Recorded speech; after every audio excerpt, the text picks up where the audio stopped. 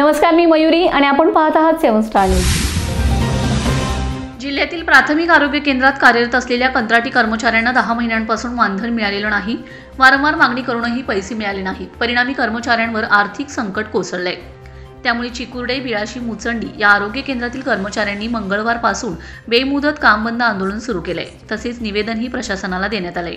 प्राथमिक आरोग्य केंद्रामध्ये बाह्य यंत्रणेद्वारे कंत्राटी पद्धतीने लॅब टेक्निशियन, औषध निर्माण अधिकारी, क्लर्क, स्त्री परिचर, पुरुष परिचर अशी विविध पदे भरण्यात आली।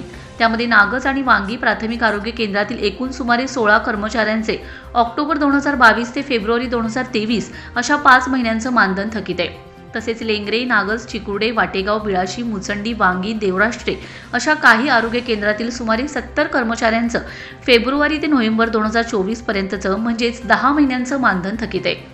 आरोग्य विभागातील वरिष्ठ अधिकाऱ्यांकडे कर्मचाऱ्यांनी सातत्याने मानधनासाठी पाठपुरावा केला, मात्र प्रत्येक वेळी आश्वासने मिळाली, मानधन काही मिळालं नाही अशा तक्रारी कर्मचाऱ्यांतून होत आहेत।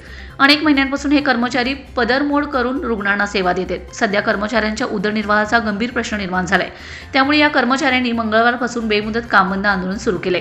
जोपर्यंत मानधन मिळत नाही तोपर्यंत आंदोलन सुरूच राहील असा इशाराही कर्मचाऱ्यांनी दिलाय। Bureau report 7 star news.